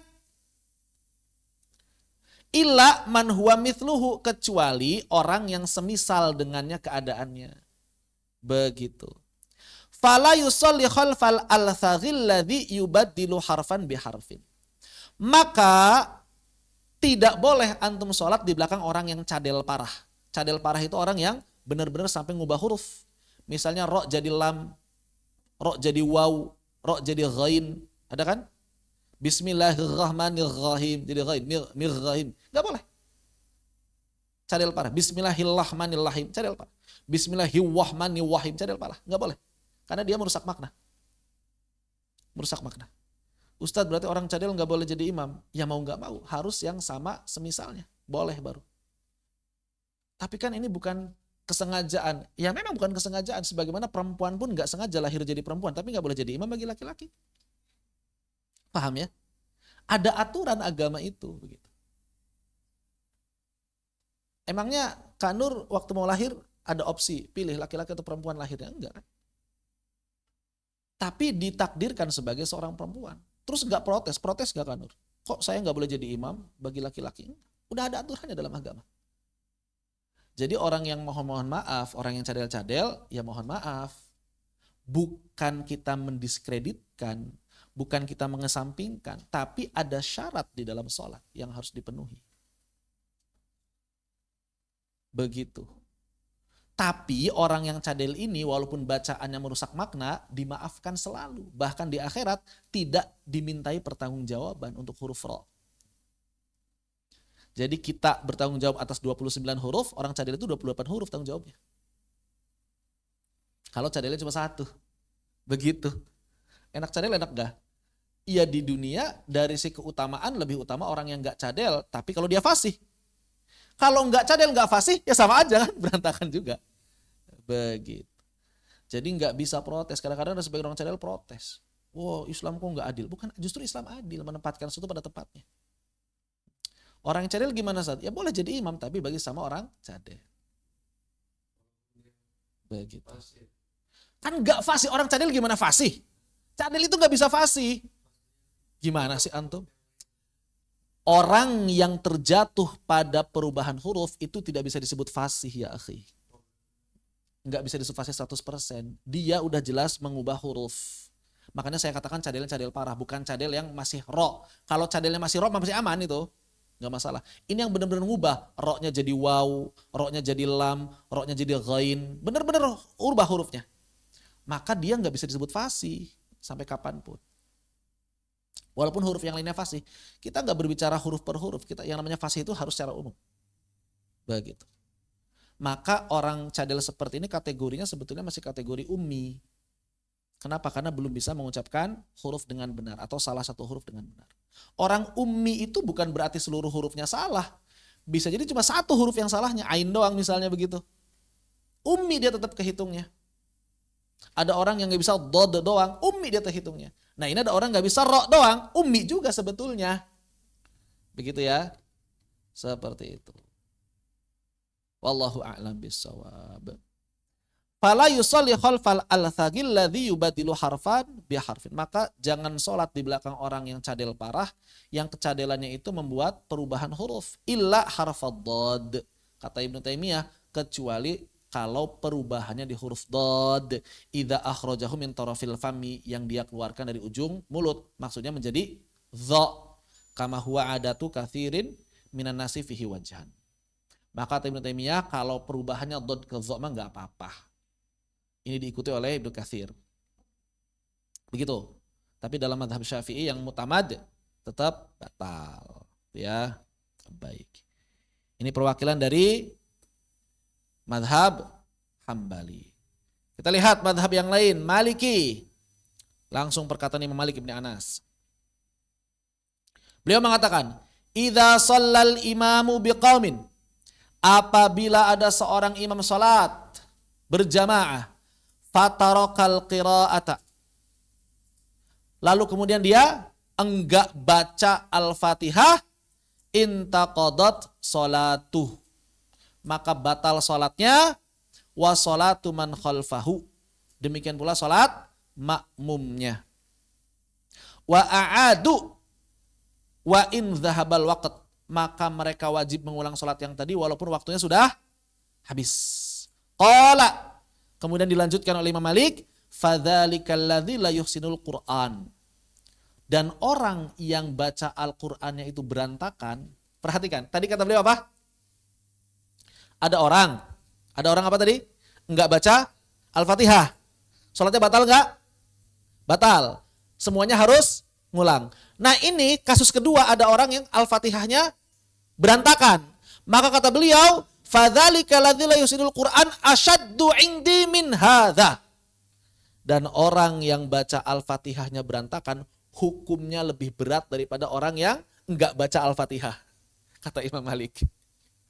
Orang yang baca Al-Fatihahnya berantakan, hukumnya lebih berat daripada orang yang enggak baca Al-Fatihah. Li'annahu la yambaghi li ahadin ayat tamma biman la yusinul Qur'an. Begitu. Makanya janganlah seseorang menjadi makmum di belakang orang yang enggak bisa baca Al-Fatihah. Lebih berat kata Imam Malik. Justru lebih berat, ya. Jadi mendingan enggak baca sekalian daripada antum baca tapi berantakan gitu. Kasarnya begitu. Sama-sama batal. Begitu ya. Makanya aneh kalau misalnya ada orang yang kemudian enggak setuju dengan fatwa tapi emosional. Ini kata siapa sih sholat enggak sah? Kata para ulama. Memang kita tidak menutup kemungkinan, tidak menutup diri bahwa ada sebagian kecil ulama yang mengatakan apabila imam yang rusak makmumnya tetap sah, ada. Misalnya siapa?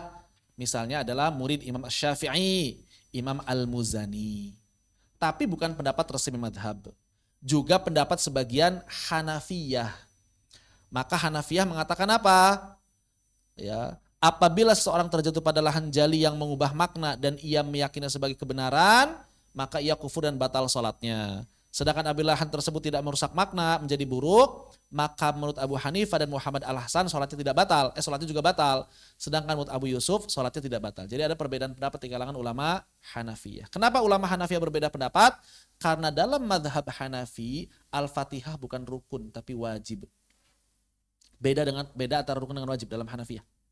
Itu bedanya. Sedangkan kita sekarang berpendapat Hanafiyah bahwa Al-Fatihah itu rukun bukan wajib. Begitu ya. Seperti itu. Wallahu a'lam bishawab. Jadi kesimpulannya bagaimana? Maka kesimpulannya lahan jali ada yang mengubah makna, ada yang tidak merusak makna. Apabila lahan jalinya tidak merusak makna, lahan jali tidak merusak makna, maka tidak membatalkan sholat. Namun haram apabila sengaja dilakukan. Dan orang seperti ini makruh menjadi imam. Makruhnya makruh tahrim, makruh yang dekat ke haram. Ya. Jadi harus tahu diri orang-orang yang masih banyak lahan jali ini. Jangan jadi imam, haram. Bagaimana kalau lahan jalinya merusak makna? Tergantung Al-Fatihah atau selain Al-Fatihah. Kalau merusak makna selain Al-Fatihah, tidak membatalkan sholat. Tapi haram kalau sengaja dan makruh jadi imam. Begitu. Adapun pada Al-Fatihah, maka haram kalau sengaja dan membatalkan sholat kalau dia seorang qori. Qori itu maksudnya orang yang sehat lisannya, orang yang bisa mengucapkan dengan benar. Bukan orang yang cadel, bukan orang yang belum bisa. Begitu. Kalau dia orang yang cadel, sholatnya aman gak? Aman. Kalau dia orang yang masih belajar, sholatnya aman gak? Aman. Kalau dia memang orang yang masih keras lidahnya, aman. Imam atau orang yang sholat sendirian wajib mengulang bacaan kalau tidak sengaja. Begitu ya. Misalnya kita nggak sengaja, Bismillahirrahmanirrahim. Bismillahirrahmanirrahim diulang. Kayak basmalah sehari pras itu, cadel. Hirrahmanirrahim itu. Bisa batal itu sholatnya. Begitu. Baik. Bagaimana kasusnya kalau berjamaah? Bagaimana kasusnya kalau berjamaah?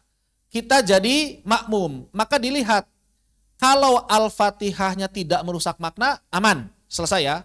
Bagaimana kalau Al-Fatihahnya merusak makna? Al-Fatihah imamnya tidak merusak makna. Dilihat imamnya ini qori atau ummi. Apa itu qori, apa itu ummi? Apa itu imam qori, apa itu imam ummi? Apa itu imam qori, apa itu imam ummi?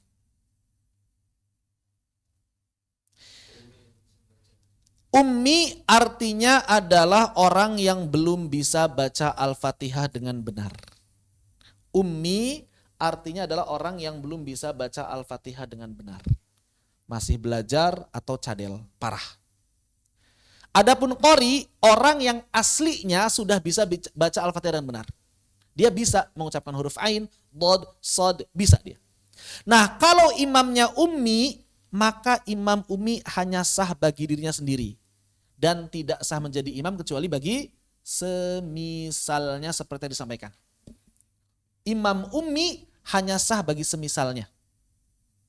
Menurut siapa? Pendapat mayoritas ulama.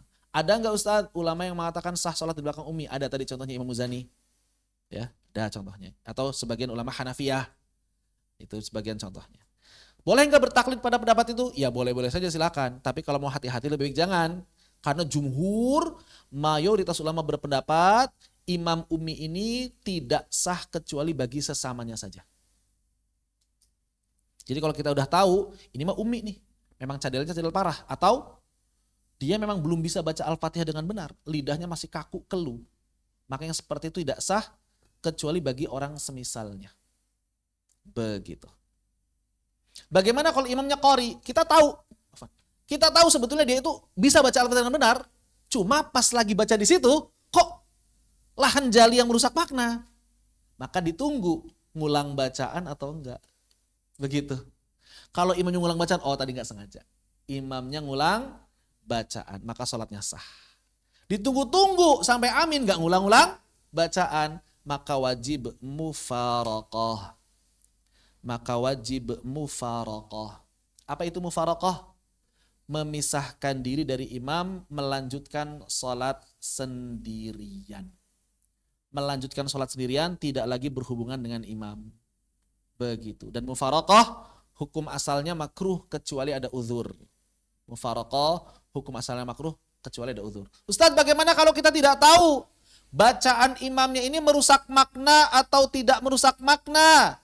Sholatnya sah, aman, dah selesai. Makanya buat orang awam nggak penting-penting amat ini merusak makna atau enggak, ini nggak rusak makna atau enggak. Antum yang penting belajar, tahu mana lahan jali, mana lahan khafi, masalah merusak makna, enggak merusak makna, silakan belajar bahasa Arab. Kalau belum tahu bagaimana, aman, sholatnya udah selesai. Ustadz, imamnya bacanya begini, tolong dicek rusak makna atau enggak. Saya enggak akan jawab kalau ada orang begitu. Saya hapus audionya. Enggak, saya udah hapus audionya, saya enggak dengar. Karena enggak penting. Begitu. Buat orang awam itu enggak penting. Kalau dia selama dia masih awam, enggak penting gitu nyari-nyari kesalahan begitu. Iya, enggak penting. Selama dia masih awam itu enggak penting nyari-nyari kesalahan seperti itu. Udah sholatnya kalau ente nggak tahu aman sah. Tapi saya pengen supaya tenang. Udah saya bilang sah. Nanti di akhirat saya tanggung jawab nggak apa-apa. Iya. Orang awam kok maksa. Ya. Kalau antum pengen faham mana lahan jali yang merusak makna, mana lahan jali yang tidak merusak makna, belajar bahasa Arab. Bukan ngirim rekaman ke saya, bukan. Begitu. Seperti itu. Wallahu a'lam bishawab. Seperti itu ya. Jadi jangan biasakan gampang memvonis orang lain atau sibuk memperhatikan bacaan orang lain. Sekali lagi, kita belajar semua ini bukan dalam rangka untuk memvonis orang lain, bukan. Tapi dalam rangka agar kita berhati-hati. Ketika baca Al-Quran, ketika sholat kita jadi berhati-hati, jangan sampai bikin makmum kita batal. Begitu maksudnya. Ketika kita keliru, kita langsung mengulang. Kecuali kalau kekeliruannya di luar Al-Fatihah, itu aman-aman aja kan. Seenggaknya sholatnya masih sah begitu. Tapi kalau keliru di Al-Fatihah langsung diulang. Kalau kita ragu tadi kok bacanya Al-Fatihah salah atau enggak nih? Ulang silahkan. Begitu. Allahu a'lam bishawab. Berkaitan dengan mufaraqah, maka mufaraqah itu hukum asalnya makruh. Mufaraqah hukum asalnya makruh. Kenapa makruh? Karena kalau tidak ada sebab dapat menghilangkan pahala jamaah. Tapi kalau ada uzur maka tidak masalah. Pahala jamaahnya tetap. Pahala jamaahnya tetap. Begitu ya. Demikian wallahu taala a'lam. Baik. Sampai di sini apa yang ditanyakan? Dipersilakan apabila ada yang tanyakan.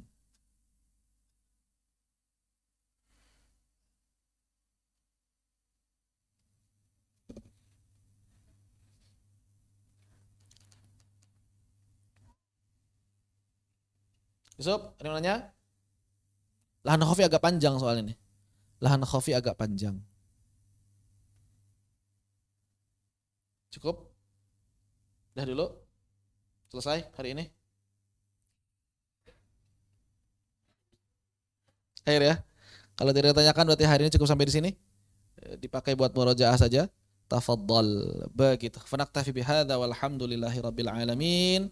Semoga bermanfaat. Allahumma shalli afdhala salatina ala asadi makhluqatika sayyidina Muhammad wa ala alihi washabihi wasallam adada ma'lumatika wa midada kalimatika lamma dzakaraka dzakirun wa ghafala an dzikrihil ghafilun. Subhanakallahumma bihamdika asyhadu an la ilaha illa anta astaghfiruka. Assalamualaikum warahmatullahi wabarakatuh.